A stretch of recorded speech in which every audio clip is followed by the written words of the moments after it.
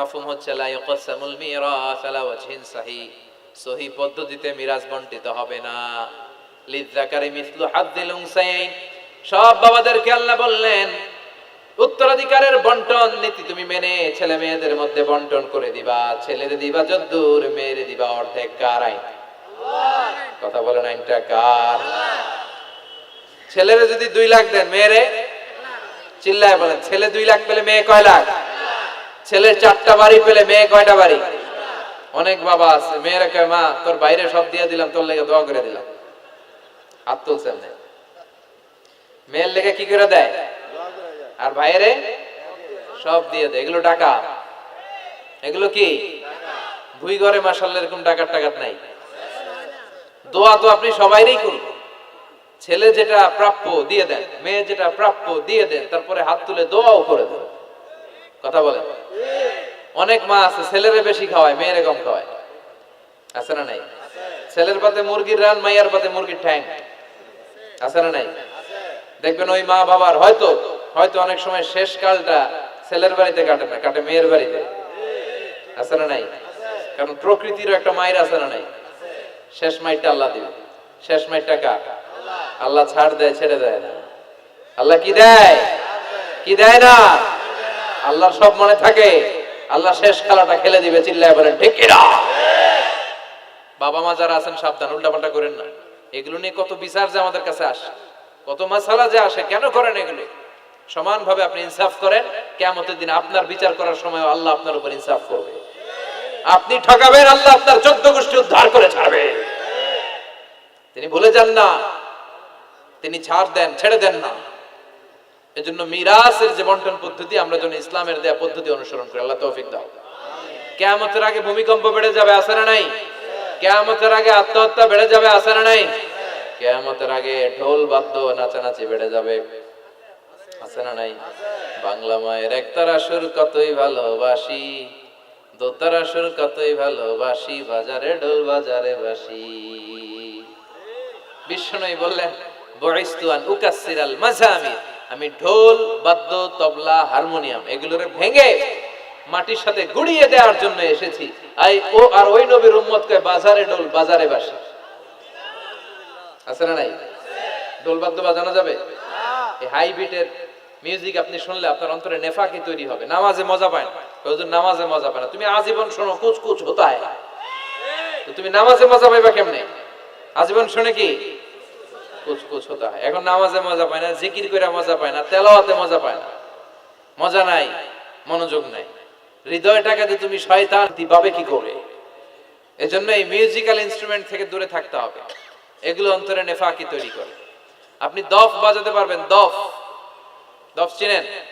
ঢোলের 2 দিক আটকানো, দফের এক দিক আটকানো, এক দিক খোলা। এটা বাজিয়ে আপনি নাশিদ পরিবেশন করতে পারবেন, সমস্যা নাই। বিশ্বনবী বিয়ের ক্ষেত্রে বলেছেন আলিনু আন নিকাহ বিদ-দুফুফ, এই দফ বাজিয়ে দফের ব্যান্ড পার্টি করে বিয়ের ঘোষণা দিয়ে দাও। ঈদের দিন বিশ্বনবী শোয়া, কিন্তু ছোট্ট মেয়েরা এসে দফ বাজিয়ে নাচ গান করতেছে, ছোট মেয়েরা। সাইয়েদনা আবু বকর দেখে রেগে গেলেন, আমিজবারু শাইতানি ফি বাইতি রাসূলিল্লাহ, আল্লাহর নবীর ঘরে শয়তানের বাদ্য।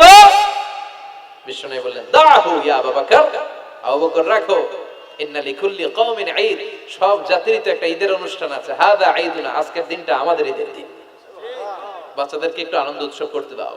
এই দফ বাজালে কোনো ক্ষতি নাই। বিশ্বনবী মক্কা থেকে যখন মদিনায় হিজরতে গেলেন, কোন পথ দিয়ে আমার নবী আসবে জানার জন্য মদিনার ছেলেমেয়েরা পাগল হয়ে গেল। ওই পথে দফ নিয়ে দাঁড়িয়ে রইল। বিশ্বনবী সাইয়েদনা আবু বকরকে নিয়ে আগমন করলেন। ওরা তালা আল বাদরু আলাইনা বলে বিশ্বনবীর ওয়েলকাম জানালো। সুবহানাল্লাহ পড়েন। তালা আল বাদরু আলাইনা মিন সানিয়াতিল ওয়াদা ওয়াজাবা আশ-শুকরু আলাইনা মা দাআ লিল্লাহি দা আইয়ুহাল মাবউসু ফিনা جئت من أمر المطاع جئت شرفت المدينة مرحبا يا خير داء طلع البدر علينا من ثنيات الوداع وجب الشكر علينا ما دعا لله داع পড়েন আল্লাহু আকবার। আমরা যেন এই সুস্থ সংস্কৃতির প্রচার প্রসার করতে পারি। ইসলাম বিনোদনের নিষেধ করে নাই, কিন্তু বিনোদন শুড বি হালাল বিনোদন, ঠিক কিনা? আপনি অসুস্থ সংস্কৃতির চর্চা করলে ওইটা আল্লাহ অ্যাকসেপ্ট করবে না। সংস্কৃতিটা হতে হবে সুস্থ সংস্কৃতি। আল্লাহ তুমি তৌফিক দাও। বিষ্ণু যা যা বললেন ভুইঘরের ভাইয়েরা, তার প্রতিটি আমাদের আশেপাশে চোখের সামনে পেছনে আছে না নাই? এটা ফিতনার যুগ। কিসের যুগ? এই যুগে আমানতের খেয়ানত হবে, এই যুগে নারীরা বেপরদা হয়ে চলাফেরা করবে, এই যুগে নিজের ঈমান বাঁচানো কঠিন হয়ে যাবে। এই কঠিন বিপদের সময় আমাদেরকে বাঁচাতে পারে দুইটা জিনিস। কয়টা জিনিস? চিল্লায় বলেন কয়টা? দুইটা জিনিস শুধু আমাদেরকে বাঁচাতে পারে। এক হচ্ছে আল্লাহর কোরআন, দুই হচ্ছে বিশ্বনবীর সুন্নাহ, ঠিক কিনা? এই দুইটা জিনিসকে মারির দাঁত দিয়ে আঁকড়ে ধরে রাখতে হবে, তাহলে সে পথভ্রষ্ট হওয়ার কোনো সুযোগ। This Quran and Sunnah hour way to জান্নাহ, ঠিক কিনা? আওয়াজ করে আমার সাথে পড়েন, কোরআন and Sunnah hour way to জান্নাহ। আওয়াজ বাড়ায় দেন, পড়েন, কোরআন and Sunnah hour way to জান্নাহ। এই কোরআন সুন্নাহ আপনাকে জান্নাতের ওয়েতে উঠায় দিবে, রাস্তায় উঠায় দিবে। এই কোরআন সুন্নাহর সাথে যেন আমরা সম্পর্ক বাড়াই, তাফসীর মাহফিলগুলোতে যেন বেশি বেশি যাই, এলাকায় যেন ইসলামী হালাকা তৈরি করি, প্রশ্নোত্তর পর্ব তৈরি করি, এতে করে নিজেরা যেন সমৃদ্ধ হই, কোরআন সুন্নাহর সাথে যেন সম্পর্ক বাড়াতে পারি। আল্লাহ তুমি তৌফিক দাও। আরো জোরে করে আমিন। যারা এই লম্বা সময় আমার বক্তব্য শুনলেন সবাইকে আমি আন্তরিকভাবে শুকরিয়া জানাই। যারা এই প্রোগ্রামের অ্যারেঞ্জ করেছেন তাদেরকে আমি শুকরিয়া জানাই। এই যে শুরু হয়েছে ওঠা বসা, বসেন, এগুলো আপনারা শিখছেন কোথায়? 2 ঘন্টা আলোচনা শুনে এরপরে ওঠা বসা শুরু করে দেয়।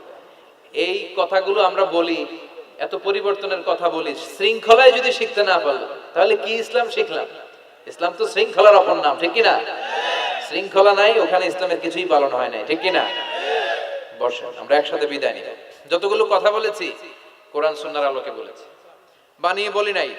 তারপরে আমার মনের অজান্তে কোনো মিস ইনফরমেশন যদি আমার মুখ ফসকে বেরিয়ে যায়, সেগুলো যেন আল্লাহ তাআলা আমাদের স্মৃতিপট থেকে মুছে দেয়, আমরা পড়ি আমিন। সত্য, সুন্দর, কল্যাণকর, হকের পক্ষে যা বলেছি তার সবটুকুন যেন আল্লাহ তাআলা প্রথমে আমাকে আমলের তৌফিক দান করে এবং আপনাদের সবাইকে আমলের তৌফিক দান করে, আমরা পড়ি আমিন। আমাদের এই সময় ব্যয় করাটা, গভীর রাত পর্যন্ত বসে রইলাম, এটাকে যেন আল্লাহ আমাদের নাজাতের ওসিলা বানায়। আল্লাহ যেন আমাদের হৃদয়টারে নরম করে, আল্লাহ যেন আমাদের গুনাহগুলো মাফ করে, আমরা যেন ইসলামের পথে আরো এক ধাপ এগিয়ে যেতে পারি। আল্লাহ তৌফিক দান করো। আমাদের ঘরগুলোরে আল্লাহ তুমি জান্নাতের বাগান বানাও। শাশুড়ি বউয়ের মধ্যে যে দ্বন্দ্ব, এগুলো দূর করো। আমাদের ছেলে মেয়েগুলোরে মানুষের মতো মানুষ বানাও, আমরা যেন আব্বা আম্মার খেদমত করতে পারি, দোয়া নিতে পারি, তৌফিক দাও। আল্লাহ যুবকদেরকে তুমি সাইয়েদনা ওমর ফারুকের মতো, সাইয়েদনা হামজার মতো কবুল করো। ভুইঘর কাজীপাড়া যুব সমাজ ও এলাকাবাসীকে আমি আবারও আন্তরিক ধন্যবাদ এবং শুকরিয়া জানিয়ে আমার বয়ান শেষ করছি। সুবহানাকাল্লাহুম্মা বিহামদিকা আশহাদু আল্লা ইলাহা ইল্লা আনতা আস্তাগফিরুকা ওয়া আতুবু ইলাইক। আল্লাহুম্মা আমিন। ইয়া রাব্বি লাকাল হামদু কামা ইয়ানবাগি লিজালালি ওয়াজহিকা ওয়া আযীমি সুলতানিক। লাকাল হামদু বিল ঈমান, লাকাল হামদু বিল ইসলাম, লাকাল হামদু বিল কুরআন।